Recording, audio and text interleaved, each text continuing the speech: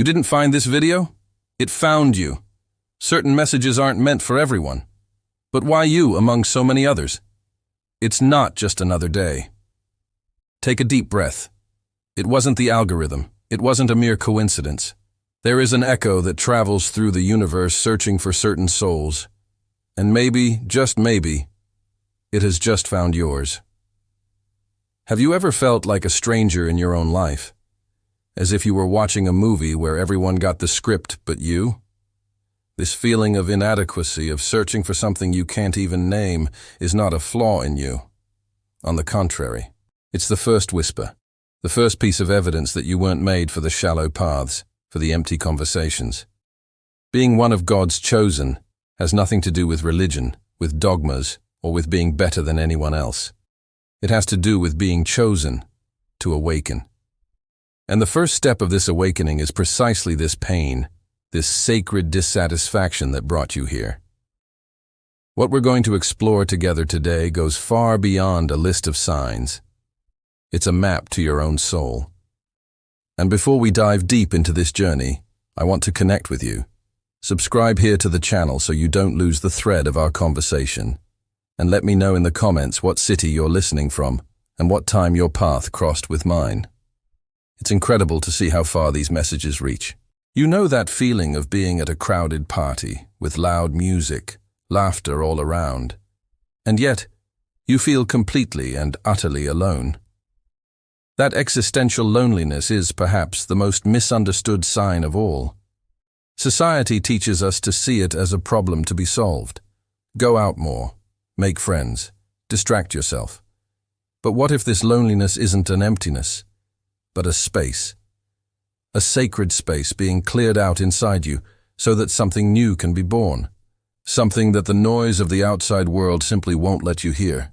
This disconnection from the trivial, this inability to be satisfied with the goals that seem to motivate everyone else, the latest car, the promotion at work, the validation on social media, is your soul crying out for purpose, for meaning. It's your spirit refusing to be tamed. Jung would say this is the beginning of the hero's journey. You don't fit in because you weren't made to fit in a box. You were made to build a new world, and the first step is to feel like a foreigner in the old one. Often, along with this loneliness, comes a quiet guilt. You feel ungrateful. After all, you might have a life that many would consider good, and yet, you feel this hole in your chest. This guilt is just the ego trying to keep you in conformity, telling you that you should be happy with what you have. But your soul knows that good isn't enough when you were made for the extraordinary. Forgive yourself for wanting more. Not more things, but more depth, more truth. So the next time this deep melancholy knocks on your door, don't push it away. Invite it in. Sit with it for a while and ask what it came to teach you. This pain isn't your enemy. It's your compass. It's pointing toward the north of your true essence, far from the overpopulated continents of conformity. It's the first step away from who you thought you were supposed to be, and toward who you truly are. But this feeling is just the tip of the iceberg, because what it triggers is a journey to a much deeper place within yourself. A place many are afraid to explore. Let's bring some light to this conversation with one of the greatest explorers of the human soul, Carl Jung. For him, inside each of us, there is the ego, that part we call I, our conscious identity, our social masks. But there is also something infinitely greater, the self. Think of the ego as the captain of a small boat, and the self as the entire ocean. The captain may think he's in control, but it is the ocean that dictates the true journey. What many call the call of God, Jung would call the call of the self. It is the totality of your being, your divine and unconscious essence, knocking on the door of your little ego and saying, "Hey, there is so much more to you than this small identity you've built. It's time to explore the rest of the ocean." This call doesn't come from outside, from a bearded God sitting on a throne. It emerges from the depths of your own being. That's why it causes so much conflict. The ego feels threatened. It wants to maintain control of the little boat, to follow the known maps. It is terrified of the open sea, of the unknown. This call happens because life longs for wholeness. Your soul doesn't want to live with just the good and acceptable parts of you. It wants to integrate everything, your light, your shadow, your unrealized potential. The chosen one is simply an individual in whom the pressure for this wholeness has become so strong it can no longer be ignored. It's not favoritism. It's an evolutionary necessity of your own consciousness. The universe needs you to become whole so that it too can express itself more fully through you. This journey of integrating the ego with the self is what Jung called the process of individuation. It's the path to becoming who you truly are in your totality. To be chosen, in this perspective, is to be someone whose soul is mature enough to begin this dangerous but absolutely transformative journey. It is to be invited to stop being just the captain of the boat and to become the ocean itself. And this invitation, believe me, doesn't arrive gently. It usually arrives as a storm.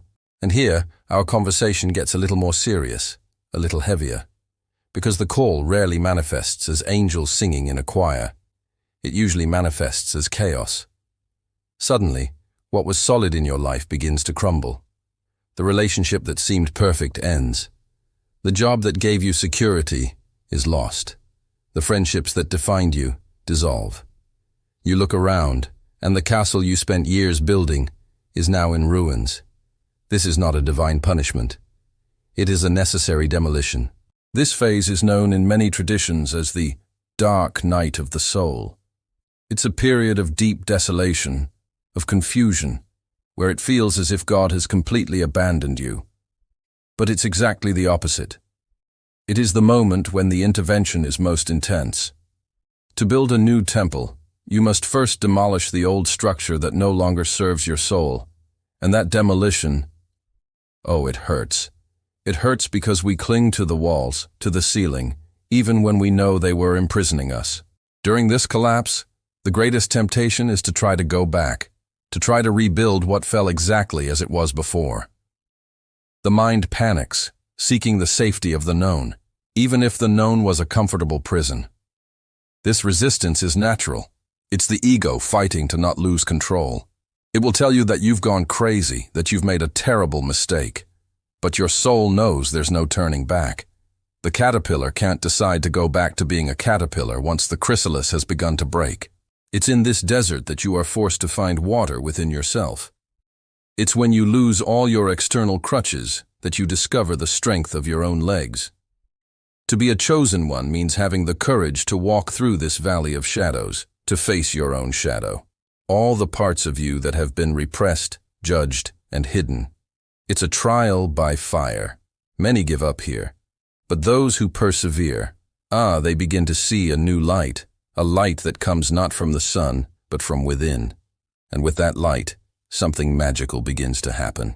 After the storm, after the desert, come the signs. Not as grand miracles, but as little whispers, winks from the universe. Jung called this synchronicity. You know when you think of someone you haven't seen in years and suddenly that person calls you? Or when you have a deep question, and upon opening a book at random, you find the exact answer on that page. Or you repeatedly see the same numbers, the same symbols, everywhere. This is not coincidence. It's the physics of the universe realigning with your new vibration. Synchronicity is the language of the self, the universe's way of saying, yes, keep going, you are on the right path. They are breadcrumbs left on the trail in the dark forest to guide you. At first, you might think it's just your imagination, but as you surrender to the process, they become so frequent, so precise, that they become undeniable. It's a silent dialogue between you and the mystery of existence. It's the proof that you are not alone on this journey. But pay attention. These signs are not passive. They require your participation. To notice them, you need to be present, to be aware. Synchronicity flourishes in the soil of stillness and observation. The more you meditate, spend time in nature, and disconnect from external noise, the more sensitive you become to this subtle language. It's like learning a new language. At first you only catch a few words, but with practice, you start to understand whole sentences and the beauty of that communication. These events are deeply personal and full of meaning only for you. To someone else, it might be nothing more than chance, but to you, it's a cosmic embrace. It's the emotional connection that gives you the strength to carry on when doubt strikes. It's the revelation that there is a greater intelligence, an order behind the apparent chaos, and that this intelligence is conspiring in your favor. And when you learn to read these signs, you feel ready for the next step. But that's when the real test begins. Just when you start to trust this magical flow, the journey presents you with a new kind of challenge, the test of your intention. After showing you that it's listening, the universe seems to ask, okay, but why do you really want this? Is it for your ego or for your soul? Make no mistake, this phase is crucial. This is where your motivation is purified in fire. It's the moment to prove that your desire to awaken is stronger than your desire for comfort, validation, or personal power. It's at this point that the false paths, or golden shortcuts, appear. Opportunities arise that seem to be the answer to everything, but they appeal directly to your ego. A chance to make a lot of money in a way that's misaligned with your values, a shot at fame that would pull you away from your center, a relationship that offers you security in exchange for your spiritual freedom. They are tests disguised as blessings. Your task is to discern what nourishes your soul from what merely feeds your insecurities.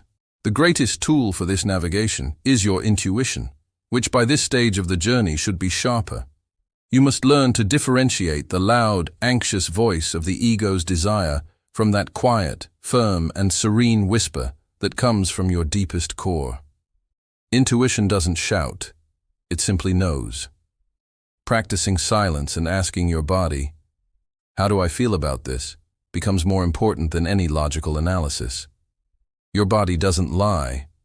Every time you choose the more authentic path, even if it's the harder one, you strengthen your spirit and prove to the universe that you are a reliable partner for the work that needs to be done through you. These choices prepare you for the real dilemma that follows, because once your intention is purified, you are ready to face the true magnitude of your mission, which goes far beyond yourself. And that question brings us to the heart of what it means to be chosen. Because you see, this call is not about receiving a golden ticket to an easy life full of privileges. It's the exact opposite. Being chosen is not about what you will gain, but about what you will serve. Individuation is not a selfish process of self-improvement for your own benefit. It is a process of becoming a stronger, cleaner, more authentic vessel, so that something greater can flow through you. The great dilemma that presents itself is, what do I do with this newfound awareness? What do I do with this pain that I have transformed into wisdom? The answer is unique for everyone. For some, it will be through art, music, or writing. For others, it will be by healing people, whether as a therapist, a doctor, or simply as a good listener. For still others, it will be by creating more conscious businesses, more just communities, or simply by raising children with more presence and love. Along with the call to serve comes the fear of responsibility. The voice of the shadow whispers, "Who are you to do this? You're not good enough. You're a fraud." This feeling of inadequacy is not a sign for you to retreat. It is a sign that you take your mission seriously. Only those who understand the weight of the task feel this awe. Embrace this humility. It will keep you honest and protect you from the spiritual arrogance that can lead so many astray. The purpose doesn't have to be grandiose. It has to be true. Your mission isn't to save the whole world. It's to save your piece of the world. It's to bring your unique light to the dark corner where you've been placed. The inner invitation is for you to stop asking, "What does life have for me?" and to start asking, "What does life want from me? What does existence need me to manifest through my story, my pain, and my gifts?" To be chosen is, ultimately, to choose to serve something beyond your small self. But how do you know if you're ready for that choice? The truth, my friend, is that you never feel 100% ready. The soul's journey has no diploma, no finish line. The process of individuation is the journey itself. The signs, the initial loneliness, the demolition of your old life, the synchronicities that guide you, are not stages you complete and leave behind. They become the very texture of your new reality, a continuous cycle of death and rebirth that keeps you constantly evolving. Understanding this is liberating. It takes the weight off of you of having to be perfect, of having to have all the answers. Being chosen isn't about reaching a state of permanent enlightenment, but rather having the courage to dance with the mystery every single day. It's accepting that there will be days of light and days of shadow, moments of crystal clarity and moments of overwhelming doubt. Your preparation is not about accumulating certainties, but about deepening your trust in the process. It's also crucial to understand that this journey isn't linear. It's a spiral. There will be times when you feel like you're going through the same challenges all over again, that you've regressed. But you are not in the same place. You are passing that point on a higher level of the spiral, with more awareness and more tools than before. Each loop deepens you, refines you. Don't despair over apparent setbacks. They are part of the deepening of your roots. Your only task is to keep walking, to keep listening to the whispers, to keep honoring your truth, even if no one else understands it. It's understanding that every step, every fall, every insight is part of the unfolding of your purpose. You are not being prepared for a final event. You are being prepared to live every moment of your life with a presence and an authenticity that are in themselves the reward. And this brings us to the last and most important reflection of all. We have traveled together, from the feeling of being the odd one out, to the understanding of a cosmic call that emerges from the depths of your own soul. We saw that the signs are not external, but rather landmarks of a profound inner transformation, a journey of demolition, rediscovery, and service. We went through Jung's psychology, the dark night of the soul, and the magic of synchronicities. But now, all of this comes down to a single thing, to a single point of decision that is right here, right now, in your heart. For a long time, you may have looked to the sky, to others, to books, searching for a sign to tell you, yes, you are special, you were chosen. But the final reflection, the true invitation of our conversation is this. What if the act of searching is itself the answer? What if the greatest sign that you are a chosen one is this relentless search within you? So, the challenge I leave you with is not for you to look for more signs out there. The challenge is for you to become the sign. The real question isn't, am I a chosen one? But rather, now that I have heard the call, do I choose to answer? Stop for a moment and ask yourself, what is the smallest, simplest, but most honest step I can take today to honor this voice inside me? Maybe it's writing that first page, making that difficult call, or simply sitting in silence for 5 minutes. Take that step, because being one of God's chosen is not a title you're given. It's a choice you make in every new moment,